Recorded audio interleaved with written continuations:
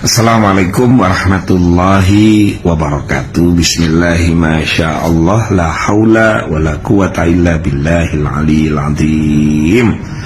Mas Kiai Zulfa, Masya Allah, biasanya adem, teduh gitu kan. Subhanallah, baru ditunjuk jadi PJ dari hasil pleno yang cacat hukum, kata para kiai-kiai mustasyar. Ya Zulfa, eman lu jenengan ngapain jenengan terlibat konflik seperti ini? Jenengan itu harusnya berpikir dulu. Waktu sowan ke Yai Ma'ruf Amin, beliau sudah menasehati, malah sampean di luar ngomong dapat restu dari beliau. Akhirnya beliau sekarang berbicara, dan itu menjadi salah satu pegangan pengurus NU se-Indonesia. Mas Kiai Zulfa, eman. Sudahlah, jenengan jangan ngomong tentang Islah dan lain-lain. Kalau jenengan mau ngomong tentang Islah, maka hormati Ketua Umum PBNU Gus Yahya dan hormati Rois Am PBNU Yai Miftahul Ahyar. Baru sampean bisa ngomong untuk Islah gitu. Kata Yai Ma'ruf Amin apa? Pemecatan ketum PBNU atau pemberhentian Rois Am PBNU itu hanya bisa melalui muktamar. Paham? Astagfirullah, malu saya Mas Yai Zulfa. Jenengan ini Masya Allah, jenengan ini sudah naik sebenarnya, gridnya naik, malah terlibat konflik, bukan malah menjadi penengah. Apalagi Yai Ma'ruf Amin sampai bicara intonasinya tinggi karena sampean dianggap memutarbalikan fakta. Masya Allah. Terima kasih. Saya Muhammad Rofi Mukhlis, leader Nahdliyin United, sekaligus pemilik Kampung Family, baik yang di Kediri dan Jakarta Selatan. Karena masalahnya sebetulnya jelas sekali. Orang yang mengatakan tidak ada masalah terhadap rapat harian Surya itu sebetulnya hanya berpura-pura, mungkin karena agenda politik atau agenda yang lain. Tapi saya kira bisa ditutup-tutupi bahwa itu rapat harian itu bermasalah, keputusannya bermasalah, dan cara follow up atas rapat harian Surya itu juga semuanya bermasalah sampai sekarang. Bahwa kita sudah melakukan klarifikasi bahwa itu tidak benar, auditornya sudah mundur gara-gara opininya dimanipulasi, hasil audit data sementaranya itu diminta kemudian dimanipulasi dari tuduhan-tuduhan tidak berdasar. Ahli-ahli hukum sudah bicara, semuanya sudah bicara, jadi ini mau ditutupi apalagi bahwa itu masalah.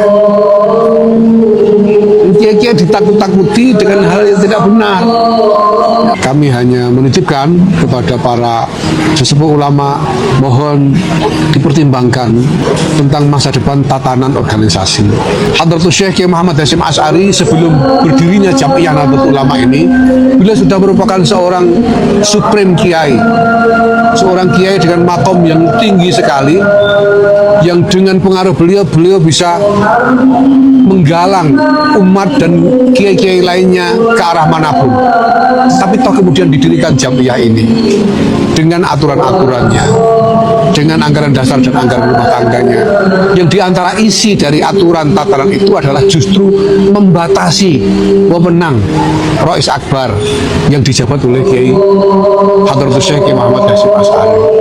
Maka mari kita pikirkan betul agar tatanan ini kita tidak runtuhkan dan membawa Jam'iyah ini mundur 100 tahun sampai sebelum didirikannya Jam'iyah ini. Jadi saya sudah menghadap para kiai dan nyai yang merupakan sesepuh-sesepuh mustasyar dan sesepuh-sesepuh ulama kita. Saya sangat berterima kasih bahwa beliau berkenan untuk memanggil saya. Saya sangat terharu bahwa para sesepuh kita masih begitu peduli kepada Jam'iyah Nahdlatul Ulama ini, sehingga bersusah payah untuk melakukan apa yang beliau bisa lakukan. untuk dapat membantu mencari jalan keluar dari masalah yang sedang ada ini. Setelah tadi pagi ada Pak Muhammad Nuh dan Saudara Nur Hidayat mewakili Rois Am menyampaikan kepada beliau-beliau semua tuduhan terhadap saya yang dijadikan dasar dari keputusan dan langkah-langkah Rois Am beberapa hari ini. Saya kemudian diminta untuk memberikan jawaban atas tuduhan-tuduhan itu, dan semuanya telah saya jawab dengan tuntas. Bahkan saya bawakan dokumen-dokumen lengkap yang setumpuk lumayan banyak tadi, dilengkapi dengan penjelasan-penjelasan dari Saudara Sumantri sebagai pemegang buku keuangan PBNU, juga sangat rinci dan lengkap, serta penjelasan-penjelasan dari Pak Amin Said Husni yang merupakan kurator dari keseluruhan desain tata kelola NU yang kita kembangkan selama 4 tahun ini, sehingga semua aturan dan lain sebagainya juga telah dijelaskan dengan tuntas oleh beliau. Saya dan teman-teman, kami semua sejak awal terlibat dalam aktivisme KNU-an ini dengan niat untuk berkhidmah, untuk bertabaruk, mengharap barokah dari Jam'iyah yang mubarokah ini, dan kami berusaha menjalankan dengan tulus. Maka kami akan senantiasa memperhatikan arahan-arahan dan nasihat-nasihat dari para ulama, para sesepuh ulama. Kami hanya menitipkan kepada para sesepuh ulama, mohon dipertimbangkan tentang masa depan tatanan organisasi. Nahdlatul Ulama ini sebagai organisasi didirikan untuk mengorganisir. Itu artinya untuk mengelola urusan-urusan melalui tatanan yang baik. Nah, mohon dipikirkan supaya tatanan ini tidak runtuh di tengah jalan. Hadratus Syekh Kiai Muhammad Hasyim Asy'ari sebelum berdirinya Jam'iyah Nahdlatul Ulama ini, beliau sudah merupakan seorang supreme kiai, seorang kiai dengan makom yang tinggi sekali, yang dengan pengaruh beliau bisa menggalang umat dan kiai-kiai lainnya ke arah manapun. Tapi toh kemudian didirikan Jam'iyah ini dengan aturan-aturannya, dengan anggaran dasar dan anggaran rumah tangganya, yang diantara isi dari aturan tataran itu adalah justru membatasi wewenang Rois Akbar yang dijabat oleh Kiai Hadratus Syekh Kiai Muhammad Hasyim Asy'ari. Maka mari kita pertimbangkan, kita pikirkan betul agar tatanan ini kita tidak runtuhkan dan membawa Jam'iyah ini mundur 100 tahun sampai sebelum didirikannya Jam'iyah ini. Tadi ada rekomendasi supaya ada forum Islam. Kami siap kapanpun kami siap. Bahkan kami sendiri sudah berusaha. Semua orang sudah tahu, saya sudah sampaikan di mana-mana bahwa saya selalu berusaha untuk membuka komunikasi, memohon kesempatan untuk bertemu, untuk menghadap. Karena sampai sekarang dari Suriah maupun dari pribadi Rois Am sendiri belum memberikan kesempatan kepada saya untuk menjawab secara terbuka tuduhan-tuduhan yang dilontarkan kepada saya.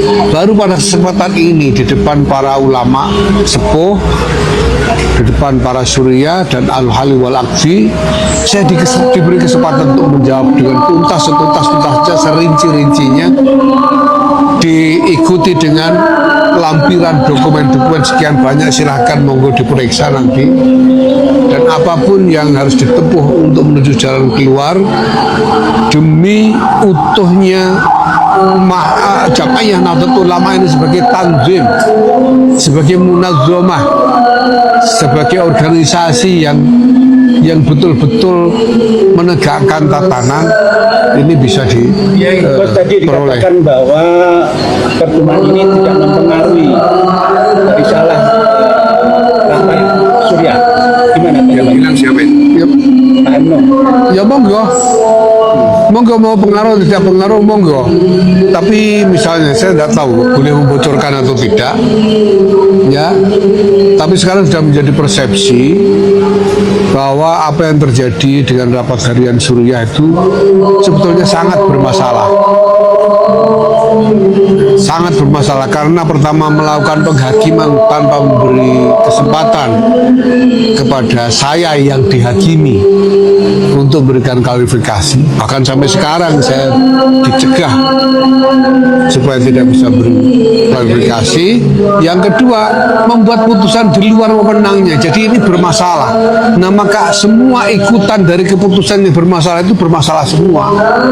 Menanggapi tanggal 9 rapat pleno yang mengangkat PJ ketua umum BPN seperti apa tadi? Itu didasarkan pada apa? Kalau itu didasarkan pada rapat harian Suriah tanggal 20, itu berarti mendasarkan diri pada keputusan yang bermasalah, sehingga semua ikutannya bermasalah semua. Surat edaran bermasalah, rapat pleno ini bermasalah, pengambil alihan jabatan ketua umum untuk dirangkap oleh Rais Am juga sangat-sangat bermasalah dan seterusnya. Jadi ini mari kita semua menyelesaikan ini dengan baik tanpa terus-menerus membuat masalah ikutan yang semakin membuat sesat arah dari solusi yang kita Tanggal inginkan. 9 itu tetap terjadi dan dibentuk PJ ketua umum. Apa langkah kerjanya? Ya nanti saya akan bicarakan dengan semua pihak termasuk dengan kiai-kiai sepuh dan juga dengan PW dan PC seluruh Indonesia. Apakah Karena masalahnya sebetulnya jelas sekali. Orang yang mengatakan tidak ada masalah terhadap rapat harian Suriah itu sebenarnya hanya berpura-pura, mungkin karena agenda politik atau agenda yang lain. Tapi saya kira bisa ditutup-tutupi bahwa itu rapat harian itu bermasalah, keputusannya bermasalah, dan cara follow up atas rapat harian Suriah itu juga semuanya bermasalah sampai sekarang. Gitu ya. Dokumen yang diklarifikasi termasuk bangkai soal tuduhan audit keuangan 100 miliar. Iya sudah, saya kira itu sudah clear juga di publik. Semua orang sudah bicara ya, bahwa kita sudah melakukan klarifikasi bahwa itu tidak benar. Auditornya sudah mundur gara-gara opininya dimanipulasi, hasil audit data sementaranya itu diminta kemudian dimanipulasi jadi tuduhan-tuduhan tidak berdasar. Ahli-ahli hukum sudah bicara, semuanya sudah bicara. Jadi ini mau ditutupi apa lagi bahwa itu masalah? Kiai-kiai ditakut-takuti dengan hal yang tidak benar. Maka mari kita urai dulu supaya tidak tambah-tambah masalah. Itu aja cukup ya.